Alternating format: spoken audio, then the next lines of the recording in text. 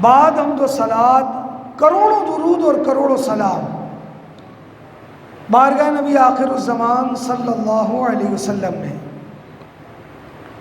سرکار علی وقار دو عالم کے تاجدار محبوب پروردگار صلی اللہ علیہ وسلم کا فرمان عالی شان ہے کہ روز قیامت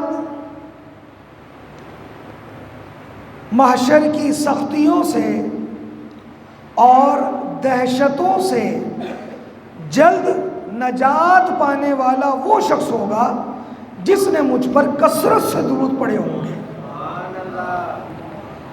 پڑھی اللہم صلی علی سیدنا مولانا محمد معدن الجود والکرم وآلہ واصحابہ واہل بیتہ وبارک وسلم صلاۃ و سلام علیک رسول اللہ۔ ابن ماجہ کی روایت ہے، سرکار دو عالم صلی اللہ تعالی علیہ وآلہ وسلم فتح مکہ کے بعد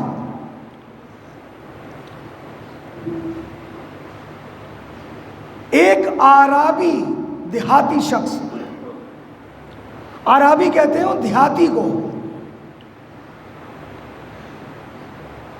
وہ مکہ مکرمہ آیا اور طواف کعبہ کر رہا تھا۔ اتنے میں میرے آقا کریم علیہ الصلوۃ والسلام بھی تشریف لے آئے اور میرے آقا علیہ الصلوۃ والسلام نے طواف شروع فرما دیا۔ سید عالم علیہ الصلوۃ والسلام نے اس اعرابی کو وہ ملاحظہ فرمایا کہ وہ ایک ہی جملہ کہتا، یا کریم۔ حجر اسود کی طرف جاتا، کہتا یا کریم۔ مقام ابراہیم کی طرف جاتا، یا کریم۔ جب میرے اور آپ کے آقا علیہ الصلوۃ والسلام نے اسے ملاحظہ فرمایا تو آپ اس کے پیچھے پیچھے ہو لیے۔ اب جب وہ یا کریم کی صدا بلند کرتا تو پیچھے سے میرے آقا بھی کہتے یا کریم۔ پھر وہ حجر اسود کی طرف جاتا، کہتا یا کریم، تو میرے آقا بھی زور سے کہتے یا کریم۔ طواف کعبہ کے بعد وہ شخص سید عالم علیہ الصلوۃ والسلام کے پاس آیا اور کہنے لگا، شکل و صورت سے تو آپ بڑے خوبصورت ہیں، حسین و جمیل ہیں، اور ماشاءاللہ آپ کا قد بھی اچھا ہے۔ اگر آپ کے اس حسن و قد کا لحاظ نہ ہوتا تو میں آپ کی شکایت دربار رسالت میں کرتا۔ کس سے کہہ رہے ہیں؟ محبوب خدا سے۔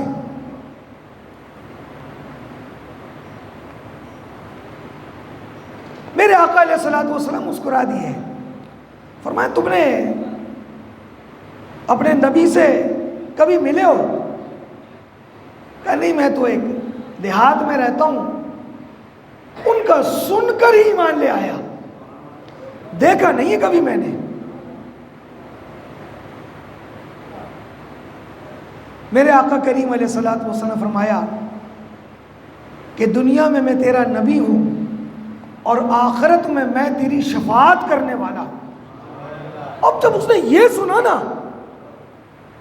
تو کہتے ہیں کہ اونٹ کی طرح دھار سے گھٹنوں کے بل گرا اور حضور کے قدموں میں گر گیا۔ اللہ اکبر۔ میرے آقا علیہ الصلوۃ والسلام نے اس کو اٹھایا۔ اتنے میں جبریل امین علیہ الصلوۃ والسلام بارگاہ رسالت میں حاضر ہوئے، عرض کی اے اللہ کے رسول، اللہ کا سلام قبول فرمائیے اور اس اعرابی سے یہ کہیے کہ اللہ رب العزت آخرت میں تیرا حساب لے گا۔ محبوب خدا علیہ الصلوۃ والسلام نے پیغام حق سنایا. وہ ایک اعرابی، ایک دیہاتی تھا. اس نے کہا اے اللہ کے رسول، اللہ میرا حساب لے گا؟ کوئی بات نہیں، میں بھی اس کا حساب لوں گا. محبوب کریم نے پوچھا مسکرا کر، وہ تو رب ہے، تیرا حساب لے گا، تو کس چیز کا حساب لے گا؟ کہا اگر وہ میری نافرمانیوں کا حساب لے گا تو میں اس کی بخششوں کا حساب لوں گا، کہ میرے گناہ نافرمانیاں زیادہ ہیں یا اس کی بخششیں زیادہ ہیں. اگر وہ میری خطاؤں کا حساب لے گا تو میں اس کے عفو و درگزر کا حساب لوں گا. اگر وہ میرے بخل کا حساب لے گا تو میں اس کے فضل کا حساب لوں گا. جب محبوب کریم علیہ الصلوۃ والسلام نے اس اعرابی کے یہ جملے سنے تو میرے آقا علیہ الصلوۃ والسلام زار و خطر رونے لگے کہ رب پر، اس کے فضل، اس کے کرم، اس کی مہربانی و عطاؤں پر ایک دیہاتی کا ایمان کیسا ہے. جبریل امین پھر حاضر خدمت ہوئے، عرض کی پیارے رب سلام ارشاد فرماتا ہے، اور فرماتا ہے کہ آپ کا یہ جو رونا ہے نا، عرش کے فرشتوں کی تسبیح و تحلیل میں خلل پیدا ہو گیا ہے، وہ بھی رونے لگے ہیں. محبوب آپ روئیں مت، اور اس عرابی کو خوشخبری سنا دیں کہ نہ رب تیرا حساب لے گا نہ تو اپنے رب کا حساب لے گا.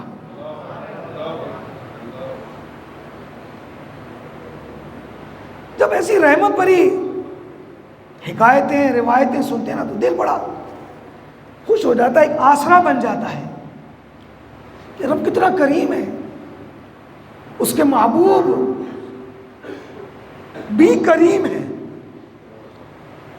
میرے آقا کریم علیہ الصلوۃ والسلام رؤوف بھی ہے، رحیم بھی ہے. بالمؤمنین رؤوف الرحیم قرآن میں. اعلیٰ حضرت امام اہل سنت نے تو کمال کر دیا. میرے امام فرماتے ہیں وہ کریم ہے یہ سرور، رب بڑا کریم ہے.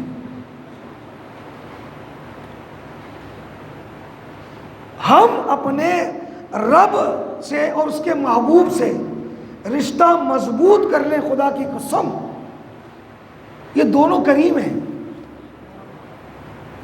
امام اہل سنت فرماتے ہیں رب کے بارے میں وہ کریم ہے یہ سرور، یہ لکھا ہوا ہے در پر. سرکار عالی وقار کے دربار گوہر بہار مدینہ منورہ میں میرے آقا کے کاشان اقدس پہ یہ لکھا ہوا ہے وہ کریم ہے یہ سرور، یہ لکھا ہوا ہے در پر، جسے لینے ہو تو عالم وہ امیدوار آئے. امیدوار تو بنے، اللہ اس کے رسول سے اپنے رشتے کو مضبوط تو کریں.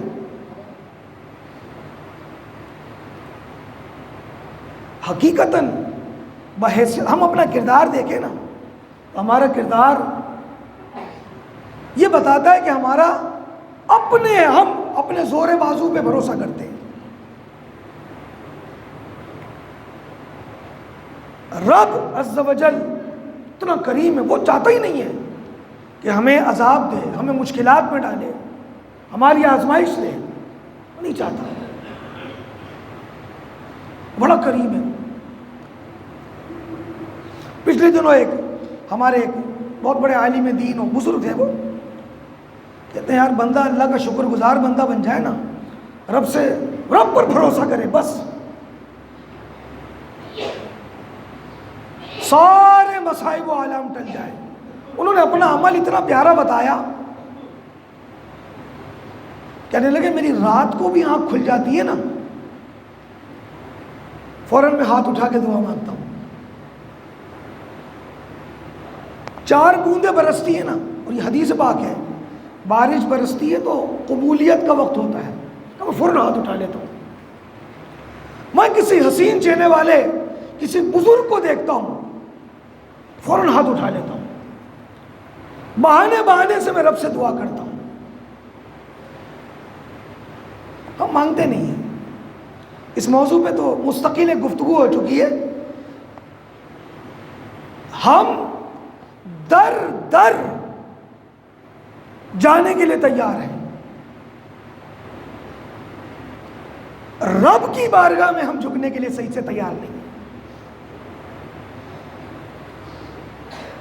میرے امام یہی تو سمجھا رہے ہیں. وہ کریم ہے یہ سرور, یہ لکھا ہوا ہے در پر, جسے لینے ہوں دو عالم, وہ امیدوار بن کے تو آئے. محبوب علیہ الصلوۃ والسلام اللہ رب, کیونکہ ساری کائنات, بلکہ کائنات نہیں جتنے بھی عالم ہیں, بزرگوں نے لکھا ہے کہ 18,000 عالم ہیں. 18,000. اور فتاوی رضویہ میں میرے اعلیٰ حضرت نے لکھا ہے کہ 8 عالم ہیں. کسی نے کہا بزرگوں نے تو 18,000 کا ہے, آپ 8 فرماتے, کہتے ہیں ان ایک میں 1,000 ہیں. کوئی 1,000 ہے. کائنات میں, زمین میں چھپی ہوئی مخلوق ہم جنہیں جانتے بھی نہیں ہیں. سمندروں میں ایسی مخلوق جو ہماری نظروں سے کبھی گزری بھی نہیں. اب تو سوشل میڈیا کا دور ہے نا, بہت کچھ جو چھپا ہوا ہوتا ہے وہ ظاہر ہوتا رہتا ہے. حیرانی ہو جاتی ہے, کتنی مخلوق ہے اللہ کی, کتنے عالم ہیں, 18,000 عالم. ان تمام عالم کا رب, ان کو پالنے والا, ان کا پالن ہار میرا رب ہے. اور جہاں جہاں تک رب کی ربوبیت ہے وہ تو ہر چیز کو احاطہ کیے ہوئے ہے. رب العالمین ہے, عالمین کا رب ہے. جہاں تک اس کی رب العالمینی ہے وہاں تک محبوب کی رحمت للعالمینی ہے.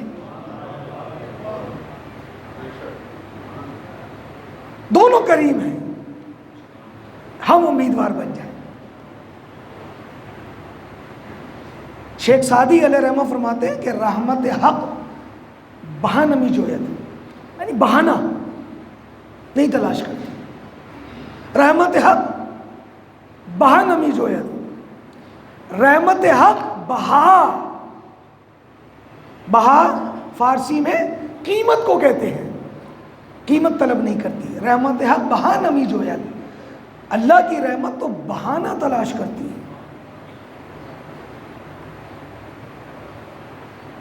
تو در در پر جانے سے بہتر ہم رب سے مانگنے کے لیے وہاں پر ٹائم نہیں ہے. سلام پھرا اٹھ کے بھاگے. اور بالخصوص دعا مانگنے میں تو ہم اتنے بخیل ہیں. یعنی آپ دیکھیں کہ دنیا میں اگر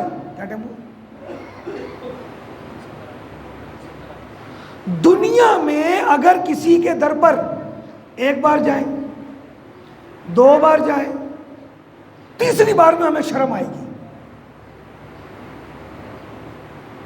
اگر وہ نواز دیتا ہے تو بھی شرم آتی ہے, یار ابھی تو اس نے ہماری بات سنی تھی. اور اگر اس نے ٹال دیا تو بھی بندے کو شرم آتی ہے, یار پہلے بھی کچھ نہیں کیا, اب کیا کرے گا. لیکن رب کا در ایسا ہے کہ وہ بار بار مانگنا پسند کرتا ہے. کیسا کریم ہے نا وہ, بلکہ نہ مانگنے پر وہ ناراض ہوتا ہے. تو کبھی کوئی کام پھنس جائے, نہیں نکلتا ہو, فرمایا کہ صبر کرے اور نماز, ان 2 چیزوں کی مدد مانگے. صبر اور نماز 2 چیزیں ہیں. جو تکلیف آئی اس پہ صبر کرے اور کھڑا ہو جائے رب کی بارگاہ میں. ابھی پچھلے دنوں غوث پاک کے موضوع پر بیانات رہے. ایک صاحب کہنے لگے, یار یہ نماز غوثیہ کہاں سے آ گئی؟ وہ بھائی کوئی اس میں نماز غوثیہ میں کوئی سجدہ غوث پاک کے نام کا تھوڑی ہوتا ہے، کوئی بندگی غوث پاک کے نام کی تھوڑی ہوتی ہے. یہ تو غوث پاک اور بزرگوں کا تجربہ ہے کہ وہ 2 رکعت نماز اس نیت سے پڑھتے، رب کی بارگاہ میں دعا کرتے اور ان کے کام ہو جاتے. تو چونکہ وہ ایک مجرب تجربہ شدہ وظیفہ ہے غوث پاک کا، اس کا نام رکھ دیا نماز غوثیہ. ورنہ سجدہ تو اللہ کو ہی ہے نا، سجدہ تو اللہ کو ہے. لیکن بتائی غوث پاک نے کہ ایسے پڑھو اور کام ہو جاتے ہیں. ایسے ایسے کام، اس نیت سے آپ صلاۃ الحاجات پڑھیں، آپ دیکھیں آپ کا کام کیسے نہیں ہوتا. لیکن رب کی بارگاہ میں اخلاص سے رجوع تو کریں. پر وقت قلیل ہوتا ہے. اللہ رب العزت ہمیں اپنا مخلص بندہ بنائے. ہمیں ہمارا رشتہ جس دن اللہ اور اس کے رسول سے مضبوط ہو گیا کہ ہوگا تو اسی در سے کام ہوگا، آپ دیکھیں ہمارے کام ہونے لگیں گے. بار بار جاتے ہیں نا، در در ٹھوکریں کھاتے ہیں، رب کی بارگاہ میں نہیں آتے. تو بالخصوص نماز کی پابندی ہونی چاہیے. عمریں گزر گئی اب اور نمازی نہ بن سکے، بچے جوان ہو گئے اور ایک نمازی آپ اللہ کی بارگاہ میں پیش نہ کر سکے تو ناکامی ہے. چونکہ کوئی کام اگر آپ کا پھنسا ہوا ہے، نماز ایسی چیز ہے، خود مؤذن سے ہم سنتے ہیں نا، آؤ کامیابی کی طرف، اور کامیابی کے لیے وظیفے مانگ رہے ہیں، پتہ نہیں کیا کیا کر رہے ہیں، اور جس کام میں اللہ نے کامیابی رکھی ہے اس کی طرف نہیں آتے. تو نماز کی پابندی کریں. اللہ رب العزت ہمیں اپنا صابر و شاکر بندہ بنائے. اللہ ہمارے مصائب و آلام کو ٹال دے اور ہمارے لیے آسانیاں عطا فرمائے. پھر وہی بات ہے جو تجھ کو جو تیرے نبی کو پسند ہے، مجھے ایسا بندہ بنا یا الہی. آمین بجائے سید المرسلین وما علیہ الا البلاغ.